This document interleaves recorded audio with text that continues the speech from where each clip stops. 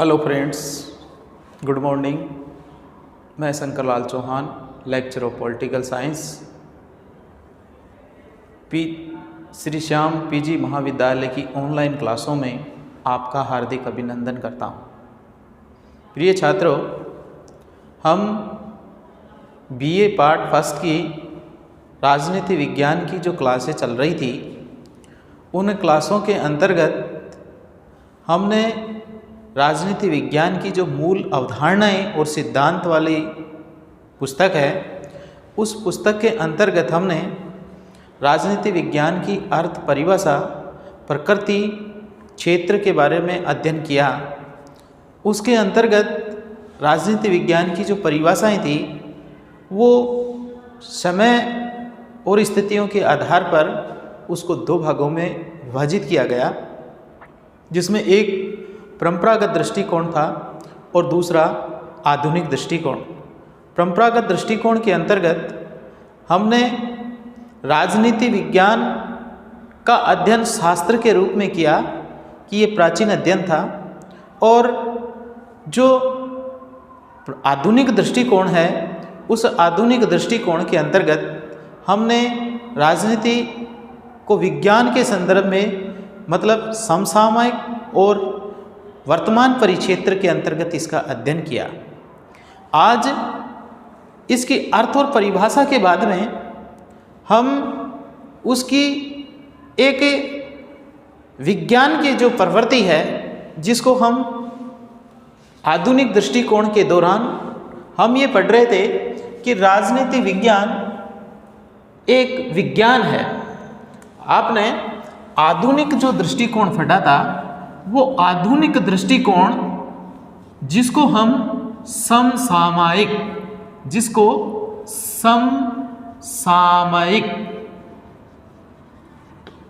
दृष्टिकोण के नाम से भी जानते हैं, समसामयिक दृष्टिकोण के नाम से भी जानते हैं, जो इस अध्ययन को केवल राजनीति विज्ञान के संदर्भ में पढ़ रहा है,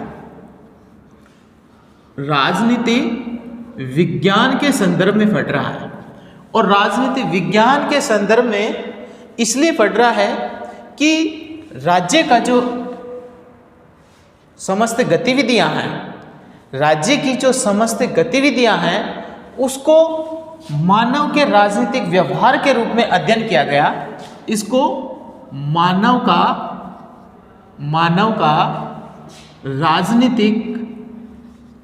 राजनीतिक व्यवहार, इस व्यवहार के रूप में इसका क्या किया गया है, अध्ययन किया गया है। तो ये जो मानव का जो राजनीतिक जो अध्ययन है, इस राजनीतिक अध्ययन को एक तथ्य के रूप के अंतर्गत किया गया। इस प्रकार का जो आधुनिक जो दृष्टिकोण है, इस दृष्टिकोण ने इसको व्यवहारवाद के नाम से संबोधित किया है। और परीक्षा में विशेषकर ये प्रश्न आता है कि व्यवहारवाद क्या है। देखिए, हमने जो आधुनिक दृष्टिकोण पढ़ा, इस आधुनिक दृष्टिकोण को हमने ये देखा कि द्वितीय विश्व युद्ध के बाद, द्वितीय विश्व युद्ध, और ये द्वितीय विश्व युद्ध हुआ 1939 से लेकर 45 तक। इस द्वितीय विश्व युद्ध के बाद राजनीति विज्ञान का जो अध्ययन किया गया है, वो मानव के राजनीतिक व्यवहार की घटनाओं के संदर्भ में किया गया है, या राज्य की समस्त जो प्रक्रियाएं हैं उसका संरचनाओं के संदर्भ में प्रक्रियात्मक अध्ययन किया, और साथ साथ राजनीति की जो घटनाएं हैं उस घटनाओं का संबंध दूसरी घटनाओं से जोड़ करके अध्ययन किया गया। और उस द्वितीय विश्व युद्ध के बाद में इसके जो अध्ययन की जो विषय वस्तु है, उस विषय वस्तु के अंतर्गत इसकी जो विषय वस्तु है, इसकी विषय वस्तु के अंतर्गत व्यापकता आई।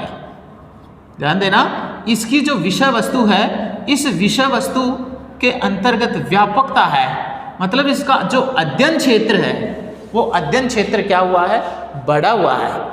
अब ये किसी एक राज्य के संदर्भ में न होकर के विश्व के समस्त राजनीतिक घटनाओं का तुलनात्मक अध्ययन करने के रूप में किया गया है। और इस तुलनात्मक अध्ययन के रूप में राजनीति विज्ञान की जो समस्त जो असंतोष की जो प्रवृत्ति बनी उसको दूर करने का प्रयास किया गया है। तो इसकी शुरुआत हम द्वितीय विश्व युद्ध के बाद में होने वाले जो राजनीति का जो अध्ययन है उस अध्ययन के संदर्भ में किया गया है। तो इसमें विशेषकर इस बात को स्पष्ट किया गया है जिसमें मलफोर्ड सिवली है। मलफोर्ड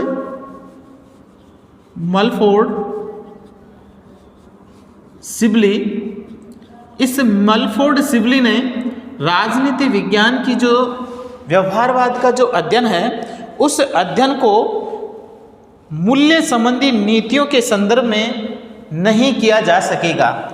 राजनीति व्यवहारवाद का जो प्रयोग है, इसने कहा है व्यवहारवाद का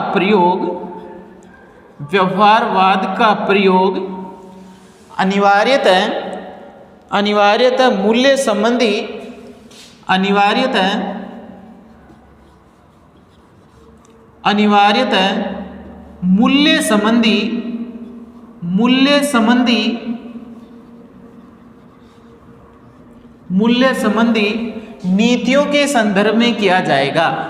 नीतियों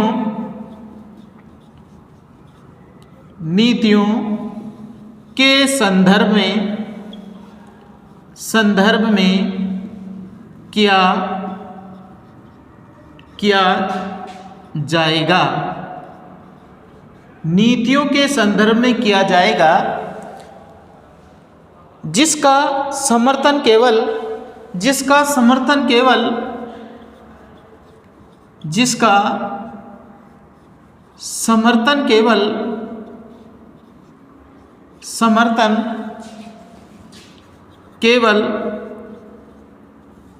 व्यवहारवादी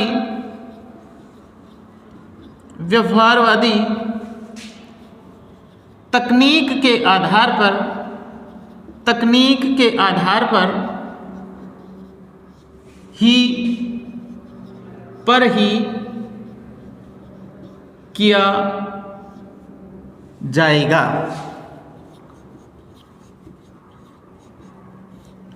ये एक कमेंट है मलफोर्ड सिवली का। और मलफोर्ड सिवली ने जो कमेंट दिया है वो कमेंट इस संदर्भ में दिया है कि जो व्यवहारवाद जो तकनीक है, इस व्यवहारवाद की जो तकनीक है, इस तकनीक का जो प्रयोग है, ध्यान देना, जैसे कि हमने पूर्व के अंतर्गत अध्ययन किया था कि राजनीति विज्ञान की जो परिभाषा है वो परिभाषा दो दृष्टिकोणों में दी गई है। और एक है परंपरागत दृष्टिकोण और दूसरा है आधुनिक दृष्टिकोण। जो परंपरागत दृष्टिकोण था वो प्राचीनता पर जोर दे रहा है, वो मूल्यों के संदर्भ में अध्ययन कर रहा है।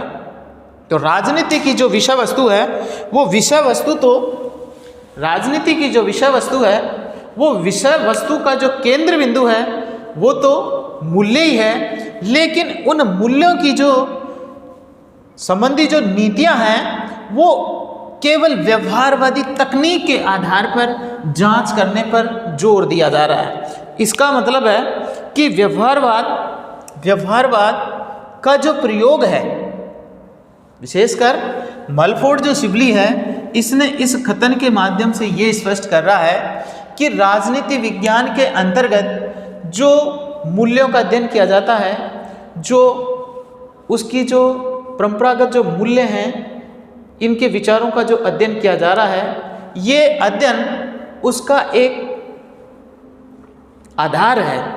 लेकिन इस आधार के साथ साथ में उसका जो समर्थन किया गया है उसके लिए व्यवहारवादी तकनीक के प्रयोग की बात कहा जा रहा है। तो व्यवहारवाद राजनीति विज्ञान के अंतर्गत ये बात कह करके उसने दो चीज़ें जोड़ी है।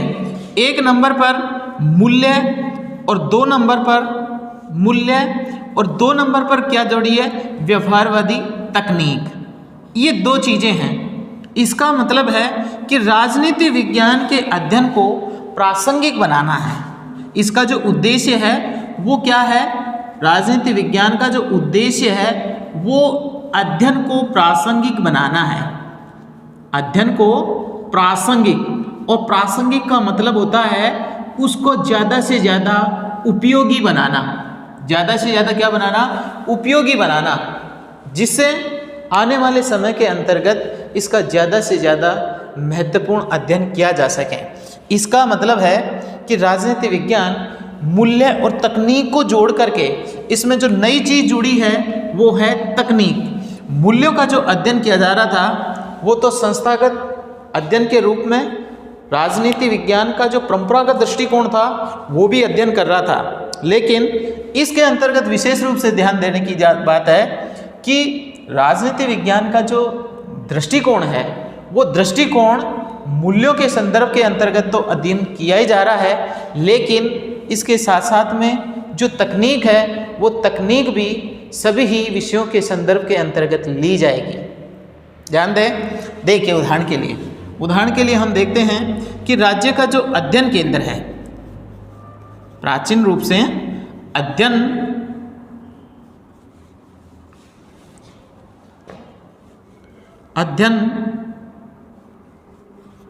क्षेत्र, ये अध्ययन क्षेत्र राज्य के संदर्भ में है, और राज्य का जो संदर्भ है वो केवल मूल्य के संदर्भ में। मूल्य का संदर्भ का मतलब है कि राज्य का उद्देश्य जनता को कल्याणकारी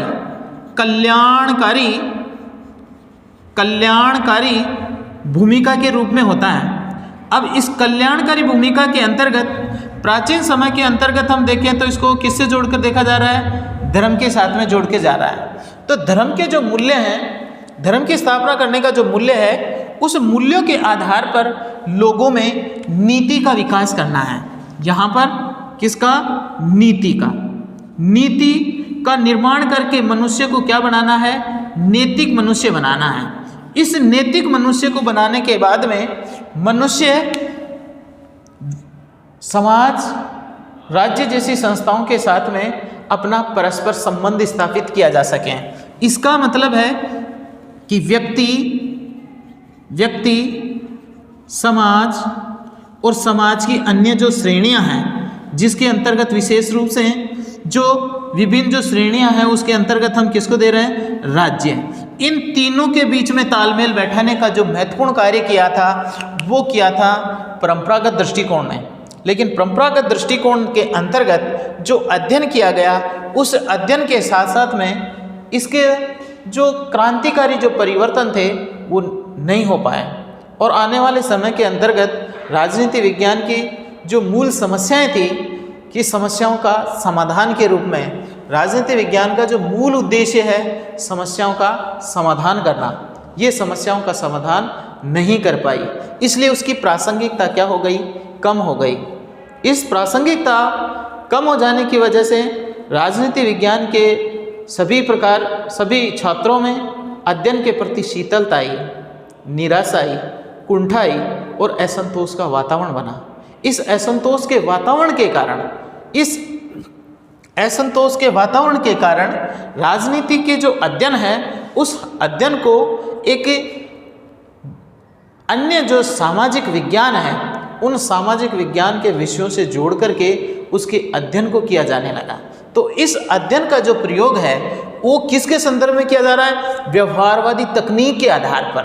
मूल्य प्राचीन है, वो विषय वस्तु का आधार तो वही है, लेकिन इस विषय वस्तु को अन्य विषयों से जोड़ करके इसका अध्ययन किया जा रहा है, और इसकी जो जांच है वो जांच भी क्या की जा रही है?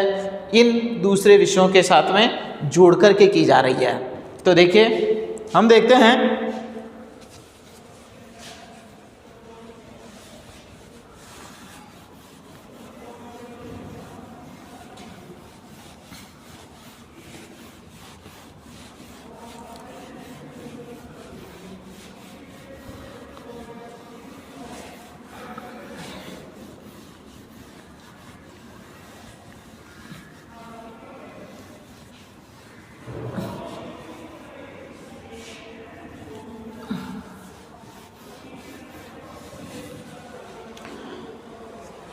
अब हम व्यवहारवाद का व्यवहारवाद का आज से पढ़ रहे हैं कि व्यवहारवाद क्या होता है। देखिए, व्यवहारवाद राजनीति विज्ञान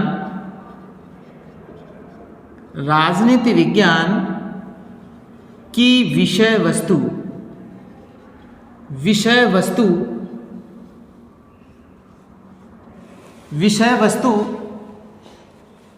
राजनीति विज्ञान की विषय वस्तु के अंतर्गत एक जो व्यापक क्रांति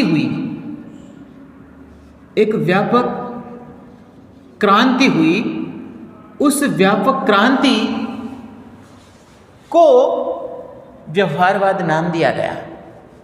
ध्यान देना, व्यवहारवाद का अर्थ है कि राजनीति विज्ञान मतलब द्वितीय विश्व युद्ध के बाद, कब हुई? द्वितीय विश्व युद्ध के बाद। और द्वितीय विश्व युद्ध हुआ 1939 से लेकर 47 तक। द्वितीय विश्व युद्ध के बाद राजनीति विज्ञान की विषय वस्तु में जो व्यापक जो क्रांति हुई उसको हम व्यवहारवाद नाम देते हैं। अब देखते हैं व्यापक क्रांति क्या हुई। व्यापक क्रांति इसलिए ये हुई कि राजनीति विज्ञान सामाजिक विज्ञान की एक स्वतंत्र शाखा है। राजनीति विज्ञान सामाजिक विज्ञान की एक स्वतंत्र शाखा है। इस स्वतंत्र शाखा की एक नए विषय के रूप में इस विषय का अध्ययन किया जाता है। लेकिन इस के अंतर्गत जो सामाजिक विज्ञान के जो सभी विषय हैं, मतलब सामाजिक विज्ञान के अंतर्गत जो सभी भी है स्वतंत्र शाखा है, उस स्वतंत्र शाखा को तो हमने क्या कह दिया? राजनीति विज्ञान। लेकिन ये राजनीति विज्ञान इस सामाजिक विज्ञान का ही विषय है, सामाजिक विज्ञान का ये एक शाखा है। अब सामाजिक विज्ञान के अंतर्गत जो अध्ययन किए गए, इसकी सामाजिक विज्ञान के जो अन्य जो विषय हैं, अन्य विषय कौन है? जैसे अन्य विषयों के अंतर्गत हम देखते हैं कि सबसे पहले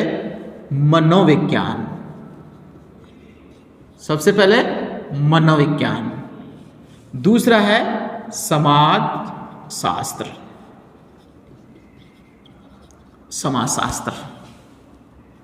समझ रहे हैं? इसके बाद में है मनोविज्ञान है, समाजशास्त्र है, और तीसरा इसका जो मुख्य जो विषय रहा उसके अंतर्गत जैसे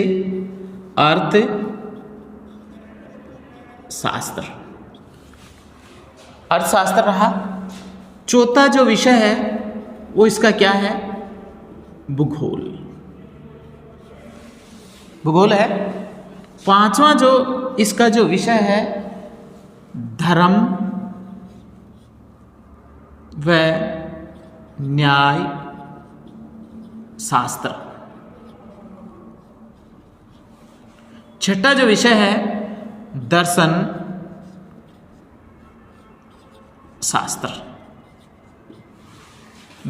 शास्त्र। ऐसे अनेक क्या हैं सामाजिक विज्ञान के स्वतंत्र विषय हैं। इतिहास, मनोविज्ञान है, समाजशास्त्र है, अर्थशास्त्र है, भूगोल है, धर्म और न्याय शास्त्र है, दर्शन शास्त्र है, इतिहास है। ये सामाजिक विज्ञान के क्या हैं? विषय हैं। अब इसमें व्यापक क्रांति के अंतर्गत पहले तो केवल राजनीति के अंतर्गत केवल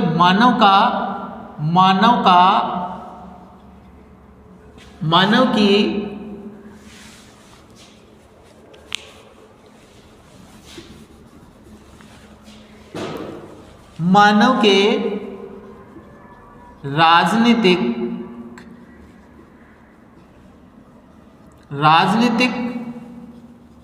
व्यवहार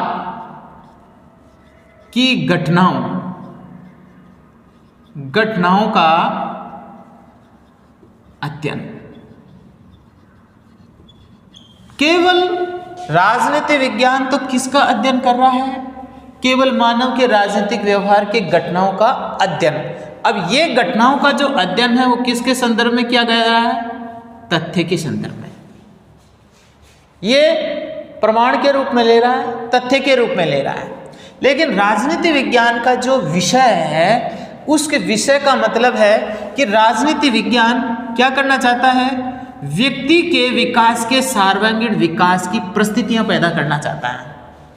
व्यक्ति के मन में व्यक्ति के जो व्यवहार है उस व्यवहार को अध्ययन करने के लिए, उसको नैतिक विकास के लिए, उसको शारीरिक और मानसिक विकास के लिए, उसको एक राष्ट्र के प्रति निष्ठा और कर्तव्य की भावना पैदा करने के लिए उसको व्यक्ति के मनोविज्ञान के अध्ययन की आवश्यकता है। तो इस प्रकार राजनीति विज्ञान के जो अध्ययन, व्यक्ति का जो अध्ययन है, उस व्यक्ति के अध्ययन के लिए कौन से विषय को जोड़ करके देखा? मनोविज्ञान को। मनोवैज्ञानिक तकनीक का इस्तेमाल किया जा रहा है और मनोविज्ञान की तकनीक का इस्तेमाल के द्वारा व्यक्ति के सर्वांगीण विकास की परिस्थितियां निर्धारित की जा रही हैं। और ये निर्धारित करने वाला जो स्वतंत्र विषय है कौन सा है? राजनीति विज्ञान। लेकिन जो तकनीक है व्यक्ति के विकास की वो किससे ले रहा है? मनोविज्ञान से। इसका मतलब है कि उसको समाज के विकास की परिस्थितियां तैयार करनी है। तो समाज के विकास की परिस्थितियां करने के लिए उसे समाज शास्त्र की तकनीक को अपनाया जा रहा है। किस समाज शास्त्र के अंतर्गत राजनीति विज्ञान की सबसे बड़ी से बड़ी इकाई है समाज और छोटी से छोटी है व्यक्ति। तो व्यक्ति के विकास के लिए और समाज के लिए, इसके लिए मनोविज्ञान और समाजशास्त्र के अध्ययन को आवश्यक और महत्वपूर्ण माना है। इसके साथ साथ में राजनीति विज्ञान व्यक्ति और समाज के अंतर्गत संसाधनों के वितरण को लेकर वे अर्थशास्त्र की तकनीक को अपना रहा है, जिसके माध्यम से अर्थशास्त्र के माध्यम से वो समाज के सभी व्यक्तियों के लिए क्या कर सकता है? कल्याणकारी भूमिका निभा सकता है। इसका मतलब है कि इसके अंतर्गत संसाधनों का वितरण और संसाधनों का क्या है जो उपयोग है उसका अध्ययन किया जा रहा है। भूगोल के अंतर्गत किसका अध्ययन किया? संसाधनों का अध्ययन किया जा रहा है। इस संसाधनों के अध्ययन की तकनीक को भूगोल से ले रहा है। धर्म और न्यायशास्त्र के लिए वो क्या कर रहा है?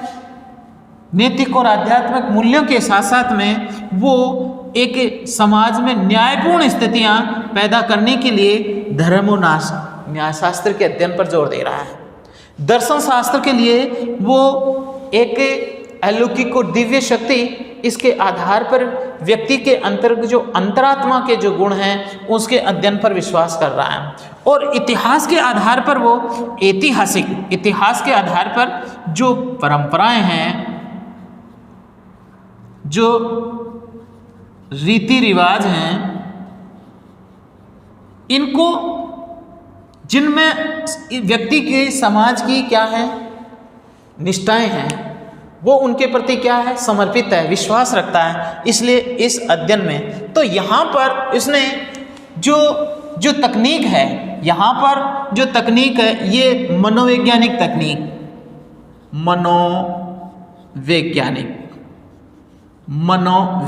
तकनीक, ये सामाजिक विज्ञान की जो तकनीक है मनोवैज्ञानिक, इसके अंतर्गत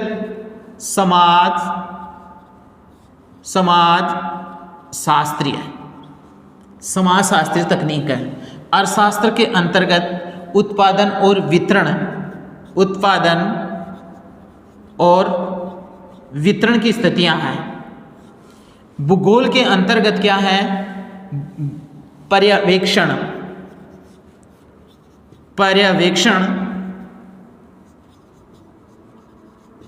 और प्रायोगिक विधियां हैं। धर्मशास्त्र के अंतर्गत आदर्शात्मक और आदर्शवादी मूल्य हैं। और इतिहास में ऐतिहासिक।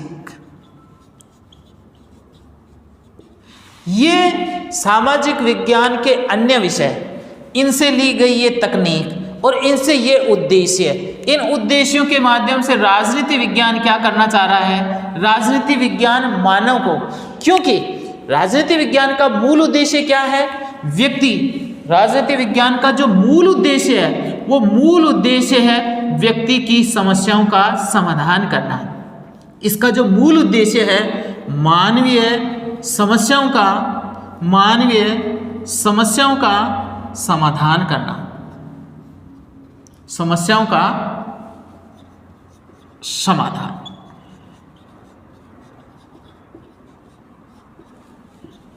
राजनीति विज्ञान का मूल उद्देश्य अध्ययन करने के पीछे मूल उद्देश्य है मानवीय समस्याओं का समाधान करना, और मानवीय समस्याओं का समाधान करने के लिए उसे हर प्रकार की तकनीकों पर क्या किया गया है? जोर दिया गया है। इसलिए यहाँ पर ये जो सारे अध्ययन को, इसकी सारी तकनीक को किससे जोड़ करके देखा गया है? राजनीति विज्ञान से जोड़ करके देखा गया। तो इसका मतलब ये है कि सामाजिक विज्ञान और राजनीति विज्ञान के बीच में जो अंतर संबंध हुआ, ध्यान देना, सामाजिक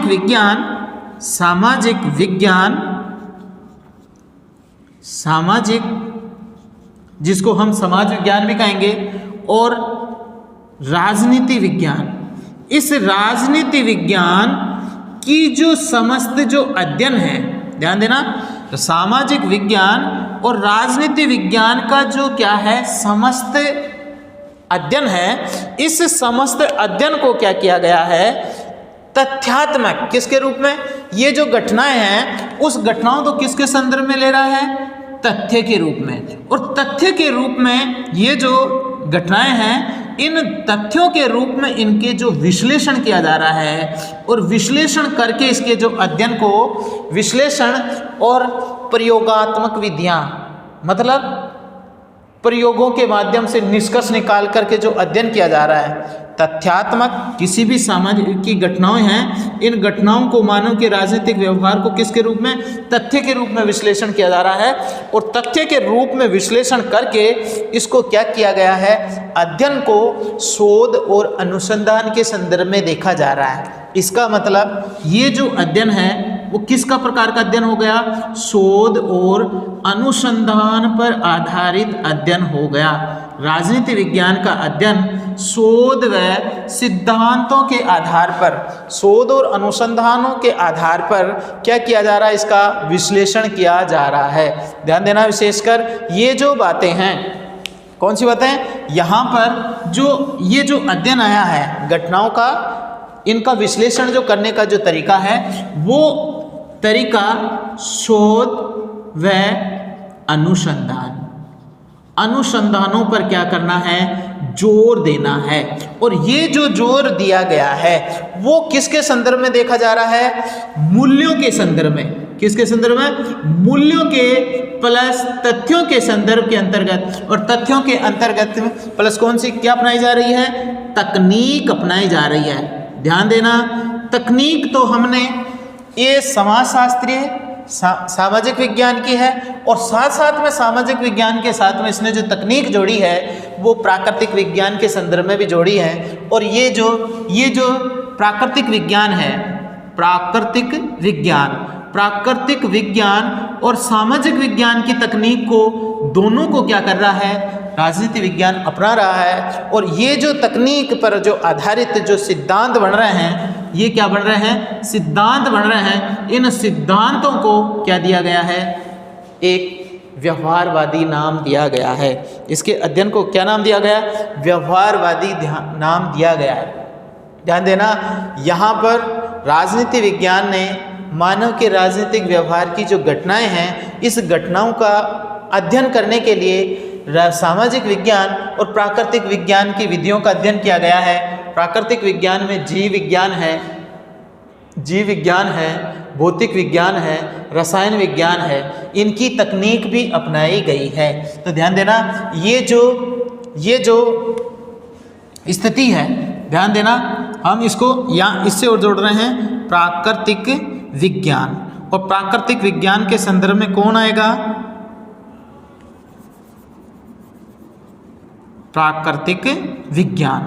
और प्राकृतिक विज्ञान के अंतर्गत जीव विज्ञान, रसायन विज्ञान, भौतिक विज्ञान, इनकी तकनीक को भी क्या किया गया है, राजनीति में अपनाया गया। तो इनमें तो क्या अपनाया गया है, इनकी तकनीकों पे आधार पर विश्लेषण और सामाजिक विज्ञान की तकनीकों के आधार पर विश्लेषण, इसके अंतर्गत जो तकनीक है प्रयोग पर आधारित, किस पर आधारित, प्रयोगों पर आधारित विश्लेषण किया गया है। तो प्रयोगों पर ज्यादा जोर दे रहा है। तथ्य तकनीक,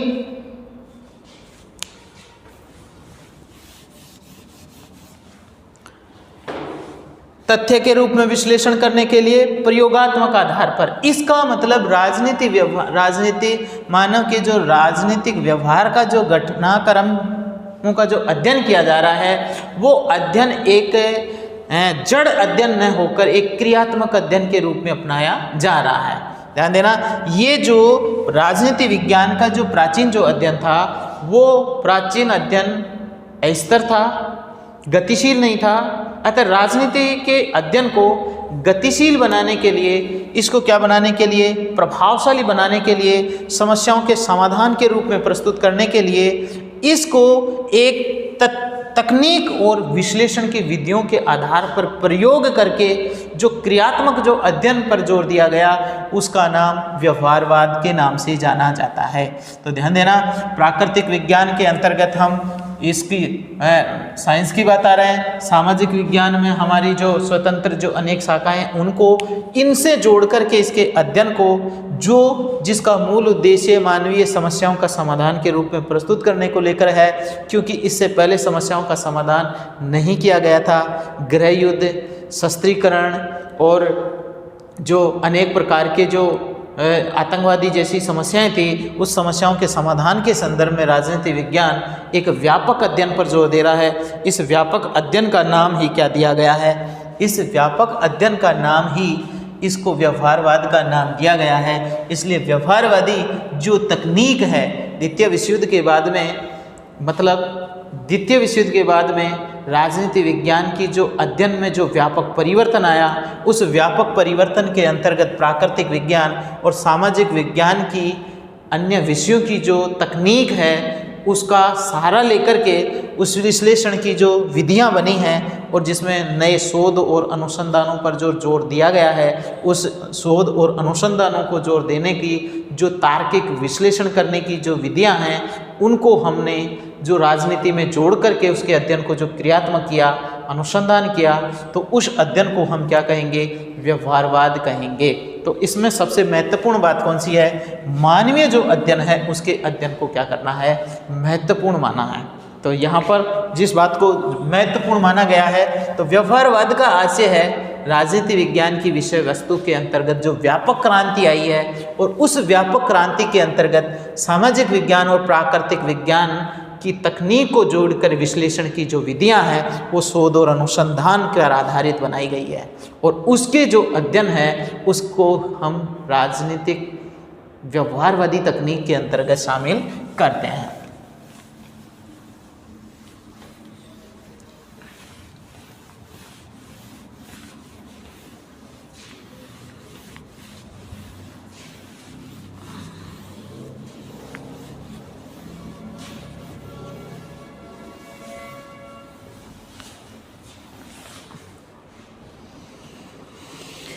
अब व्यवहारवादी जो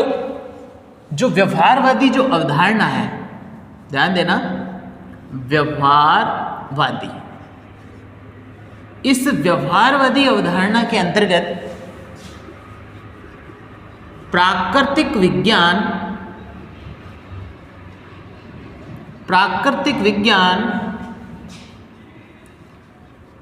और सामाजिक विज्ञान,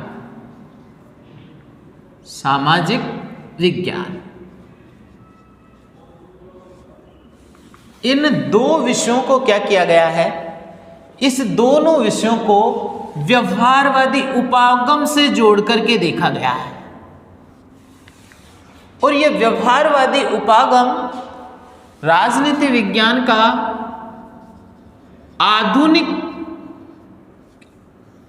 आधुनिकता की ओर अग्रसर है।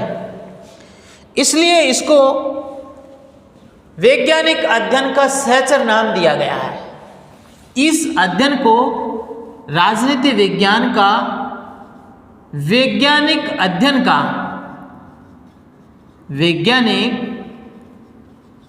का सहचर माना गया है। ध्यान देना, राजनीति विज्ञान में व्यवहारवादी उपागम को क्या माना है?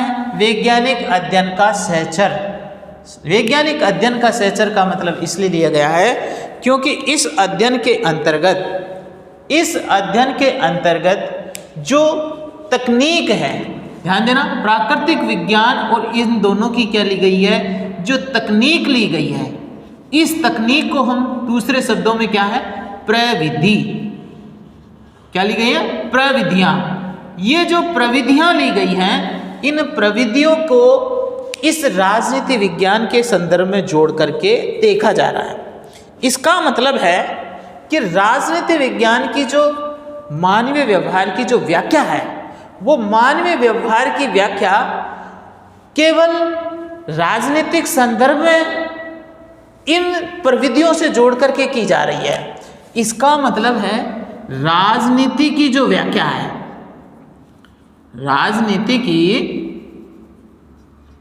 राजनीतिक व्याख्याएं हैं, उन राजनीतिक व्याख्याओं को किससे जोड़ा है? प्रविधियों से जोड़ा है। और राजनीतिक व्याख्याओं को जो अध्ययन किया जा रहा है, उन राजनीतिक व्याख्याओं को तथ्यों के संदर्भ में, किसके संदर्भ में? तथ्य के संदर्भ में जोड़ करके देखा जा रहा है।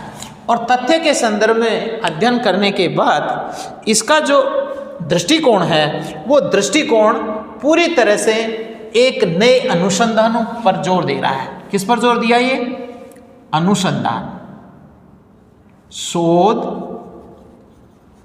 व अनुसंधान, शोध व अनुसंधान पर आधारित अध्ययन है। अब ये जो आधारित अध्ययन है, ये अध्ययन एक प्रकार से क्या हो गया? क्रियात्मक अध्ययन हो गया।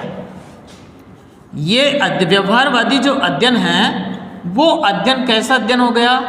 क्रियात्मक अध्ययन, गतिशील अध्ययन, यथार्थवादी अध्ययन। क्योंकि ये जो शोध और अनुसंधान पर आधारित जो अध्ययन था, वो क्रियात्मक अध्ययन हो गया और क्रियात्मक आधारित अध्ययन हो गया, इसलिए ये अध्ययन यथार्थवादी, कौन सा अध्ययन बन गया? यथार्थवादी अध्ययन बन गया। यथार्थवादी का मतलब होता है वास्तविक घटनाओं पर आधारित अध्ययन, कल्पनाओं पर आधारित अध्ययन न होकर के ये अध्ययन यथार्थवादी अध्ययन बन गया। इस अध्ययन को तथ्यों से जोड़ करके देखा गया, इसलिए ये अध्ययन तथ्यात्मक अध्ययन बन गया। ये अध्ययन क्या बन गया? तथ्यात्मक अध्ययन बन गया। इस अध्ययन के अंतर्गत तार्किक विधियों का इस्तेमाल किया गया है, क्योंकि इसके अंतर्गत तर्कशास्त्र पर जोर दिया गया है। यहाँ पर जो प्राकृतिक विज्ञान का जो विषय है, इस प्राकृतिक विज्ञान के विषयों के अंतर्गत जैसे गणित जो विषय है, जीव, रसायन, भौतिक, ये जो विषय हैं, इन विषयों के अंतर्गत तार्किकता पर जोर दिया गया है। इनकी जो तार्किकता है, प्रविधियां हैं, इस पर जोर दिया है। इसलिए ये अध्ययन कैसा अध्ययन हो गया? तार्किकता पर आधारित अध्ययन, तार्किकता पर आधारित अध्ययन हो गया। इसके साथ साथ ये जो अध्ययन है, जो क्या कर रहा है? ये अध्ययन अनुभव पर, जो सामाजिक विज्ञान के विषयों के अनुभव को जोड़ करके देखा जा रहा है। हम सबसे पहले प्राकृतिक विज्ञान की जो विधियां हैं उस पर जोर दिया है। इसको देखेंगे हम तकनीक व प्रविधियों पर आधारित अध्ययन।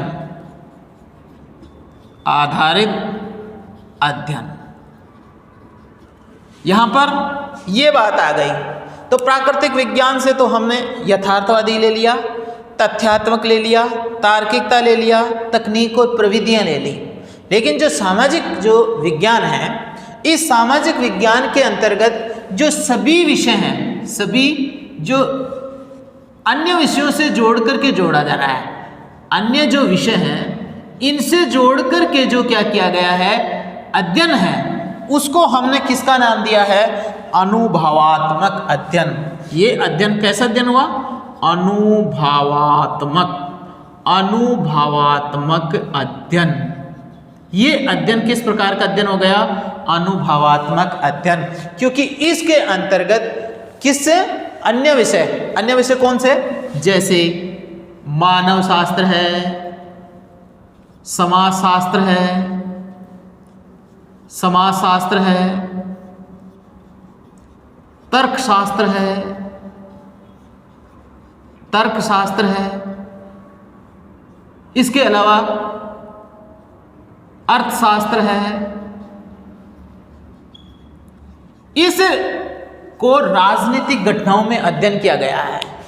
सामाजिक विज्ञान के जो अन्य विषय हैं, मानव शास्त्र, तर्कशास्त्र, समाजशास्त्र, अर्थशास्त्र, इसका भी राजनीति में अध्ययन किया गया है। तो इस अध्ययन को हमने अनुभव के आधार पर लिया, इनकी तकनीकों को शामिल किया गया, इसलिए ये अध्ययन कैसा अध्ययन हो गया? अनुभवात्मक अध्ययन बन गया है। समझ गए? इस दो विषयों से आपस में जोड़ करके जो अध्ययन किया गया है, इस अध्ययन को हमने किसका नाम दिया गया? तुलनात्मक अध्ययन। कौन सा अध्ययन हो गया ये? तुलनात्मक अध्ययन। तो तुलनात्मक का मतलब इसके अंतर्गत एक स्थितियों के आधार पर इसमें क्या किया गया है? आपस में जोड़ करके देखा जा रहा है। इनमें जो घटनाएं हैं, उन घटनाओं का संबंध अन्य दूसरी घटनाओं के संबंध में जोड़ करके देखा जा रहा है। इसलिए इस अध्ययन को हमने किसका नाम दिया? तुलनात्मक अध्ययन दिया। एक क्षेत्र विशेष की घटनाओं को संपूर्ण विश्व के संदर्भ के अंतर्गत देखा जा रहा है, इसलिए ये अध्ययन किसके रूप में हो गया? व्यापकता को लेकर के किया जाने वाला अध्ययन है। इसके अंतर्गत जो प्राकृतिक विज्ञान की जो तकनीक ली जा रही है, तो इस प्रकार ये जो अध्ययन है वो अंतः अनुशासनात्मक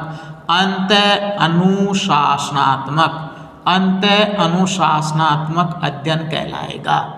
अंतः अनुशासनात्मक अध्ययन का मतलब है कि राजनीति के अंतर्गत जो अन्य सामाजिक विषय हैं, उनकी जो तकनीक और प्रभाव को लेकर के जो अध्ययन किया जा रहा है, उसमें जो प्रविधियां इस्तेमाल की जा रही हैं, उस प्रविधियों के कारण वो अध्ययन अंतः अनुशासनात्मक अध्ययन बन गया।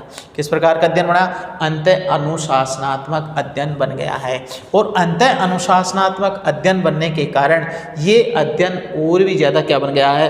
प्रभावी अध्ययन बन गया है। तो व्यवहारवाद जो मानवीय जो मूल्य हैं, ध्यान देना, मानवीय जो मूल्य हैं, इन मूल्यों के आधार पर इसको हम ये देखें कि व्यवहारवादी जो उपागम है, इस व्यवहारवादी उपागम को जो नया जो क्षेत्र मिला है, उस क्षेत्र के अंतर्गत उसमें क्या प्रभावशाली रहा है? क्योंकि ये शोध और सिद्धांतों पर आधारित जो अध्ययन था, उस पर जोर दिया गया। ये जो अध्ययन है अनुभवात्मक है, तुलनात्मक है, व्यापकता लिए है, अंतः अनुशासनात्मक है। तो ये व्यवहारवाद की मूल विशेषताओं के अंतर्गत माना जाएगा। यहाँ पर शोध और अनुसंधान पर आधारित अध्ययन है, क्रियात्मक अध्ययन है, यथार्थवादी अध्ययन है, तथ्यात्मक अध्ययन है, तार्किकता पर आधारित है, तकनीक और प्रविधियों पर आधारित अध्ययन है, अनुभवात्मक अध्ययन है, तुलनात्मक अध्ययन है, व्यापकता पर आधारित अध्ययन है, जिसका प्रभाव विश्व की समस्त घटनाओं पर पड़ता है। इसका मतलब है ये प्रयोगात्मक होगा, अनुशासनात्मक अध्ययन होगा, ये पर्यवेक्षण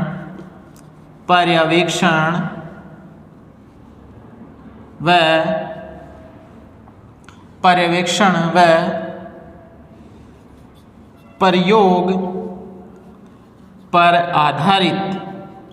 प्रयोग पर आधारित अध्ययन। इस प्रकार ये जो अध्ययन होगा, इस अध्ययन को हम व्यवहारवादी अध्ययन कहेंगे। ध्यान देना, आपका प्रश्न यही बनता है कि व्यवहारवाद का क्या आशय है। राजनीति विज्ञान के अध्ययन को शोध व सिद्धांतों के साथ में जोड़ करके जो तकनीक और वैज्ञानिक प्रणालियों के आधार पर जो अध्ययन किया गया, उस अध्ययन को हमने क्या नाम दिया, व्यवहारवादी अध्ययन दिया गया है। तो आपको सबसे पहले समझने वाली जो बात है कि व्यवहारवाद का क्या आशय है, व्यवहारवादी उपागम क्या है, तो आप इसे स्पष्ट करेंगे कि राजनीति विज्ञान के अंतर्गत द्वितीय विश्व युद्ध के बाद में जो अध्ययन की विषय वस्तु को संदर्भ को लेकर के जो व्यापक क्रांति हुई, जो व्यापक परिवर्तन हुए, उस परिवर्तन को हमने किसका नाम दिया, व्यवहारवादी क्रांति का नाम दिया। और इस क्रांति के अंतर्गत एक जो नए शोध और सिद्धांत हैं, उस आधारित पर घटनाओं पर क्या दिया गया है, जोर दिया गया है। और ये अध्ययन पर जो जोर दिया गया है, उस अध्ययन को हम किसके नाम दे रहे हैं, व्यवहारवादी अध्ययन का नाम दे रहे हैं। तो ध्यान देना, यहाँ पर ये इसकी क्या है, ये इस व्यवहारवादी उपागम की जो विशेषताएं हैं, ये विशेषताओं के साथ साथ में इस पर आधारित जो अध्ययन है कि ये इस निष्कर्ष के आधार पर ये अध्ययन किया जा सकेगा। इसके साथ साथ में हम देखें कि इसकी जो अध्ययन की, ऐसे अध्ययन की जो शुरुआत है, वो शुरुआत कहाँ पर हुई है। तो ध्यान देना, इस अध्ययन की जो शुरुआत है वो कहाँ से शुरू हुई और कैसे शुरू हुई, और इस अध्ययन को लागू करने के पीछे क्या कारण रहा है।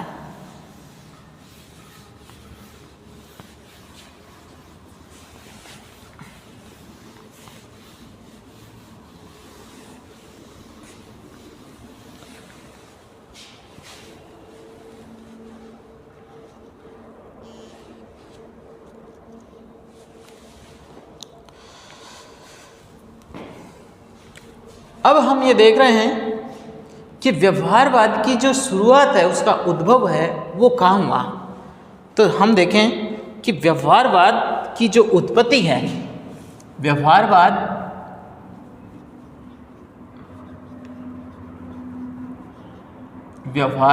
का उद्भव, व्यवहारवाद का जो उद्भव है वो अमेरिका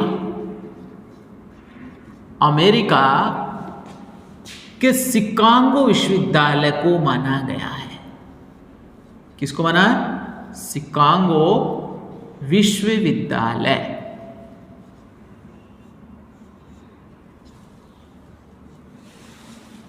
शिकागो विश्वविद्यालय है, और इसकी जो शुरुआत है, इसके जो आरंभ है, इसका जो प्रवर्तक जिसको हम कह सकते हैं कि इसका जो प्रवर्तक है, इसका जो आरंभ करता है, वो चार्ल्स ई मैरियम, चार्ल्स की मैरियम इसकी क्या मानी जाती है, प्रवर्तक मानी जाती है।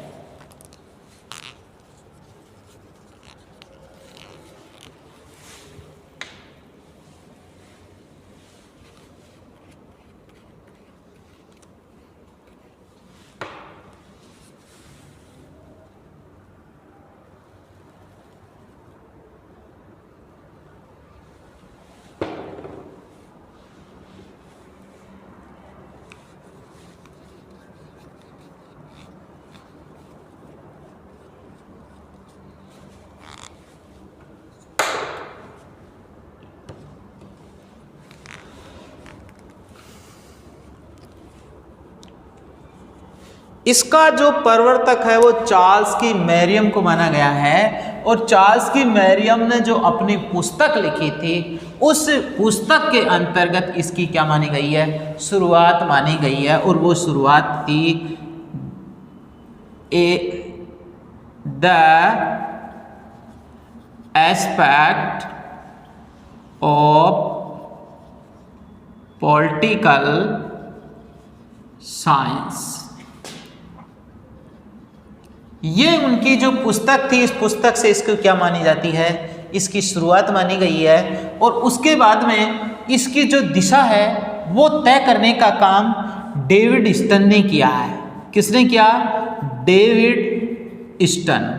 डेविड स्टन है उसको व्यवहारवाद का प्रणेता भी कहा जाता है। ध्यान देना, डेविड विस्टन को व्यवहारवाद का क्या कहा जाता है? प्रणेता भी कहा जाता है। इसके साथ साथ में जो जुड़ा है वो लासवेल है।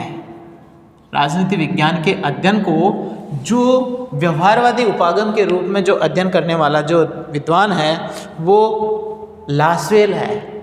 लासवेल, डेविड हिस्टन और इसके साथ में है मलफोर्ड शिबली। ये भी इसके अध्ययन को क्या कर रहा है?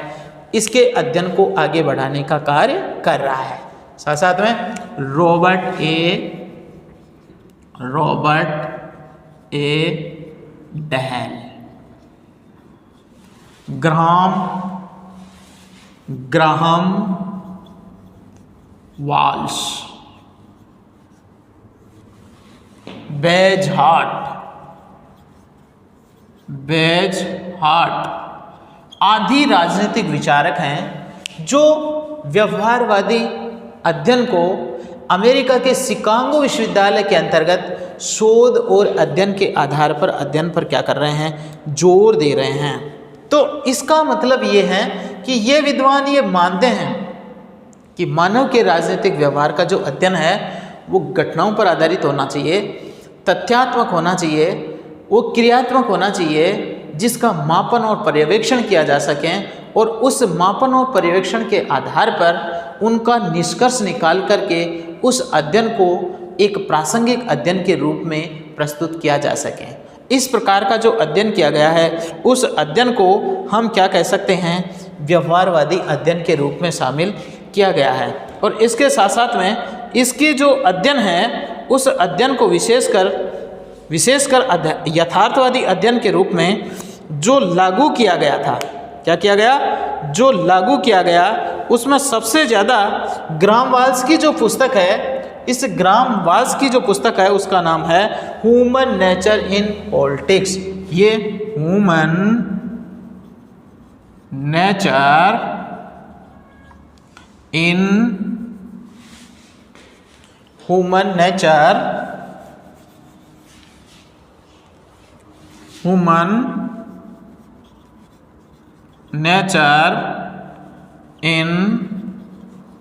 Politics, human nature in politics इसकी पुस्तक का नाम है। इसके अंतर्गत भी व्यवहारवादी, इस पुस्तक में भी व्यवहारवादी लक्षण प्रस्तुत किए गए। और बेजहार्ट की जो पुस्तक है इंग्लैंड, जो क्या है? The process of government. Bagehot की पुस्तक का नाम है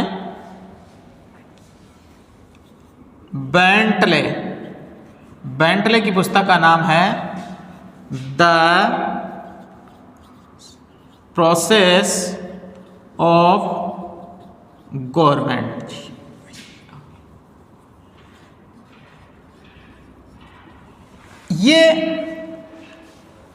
ये दोनों पुस्तकें, इन पुस्तकों के अंतर्गत मानव के राजनीतिक व्यवहार का अध्ययन के व्यवहारवादी जो लक्षण हैं वो लक्षण प्रस्तुत किए गए और इसके माध्यम से व्यवहारवादी अध्ययन को एक प्रभावशाली अध्ययन के रूप में प्रस्तुत करने का कार्य किया गया है। तो आज हम ये देख रहे हैं कि ये जो प्रभावशाली जो अध्ययन है, ये